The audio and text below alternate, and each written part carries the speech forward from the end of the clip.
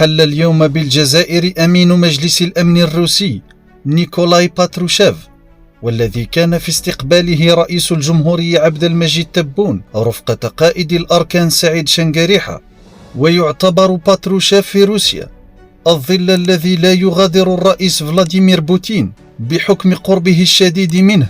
وأحد أقوى المسؤولين في موسكو، حيث قال عنه الخبير السياسي مارك غاليوتي بأنه الرجل الذي التقى به الرئيس الروسي أكثر من أي كان خلال السنوات الأخيرة.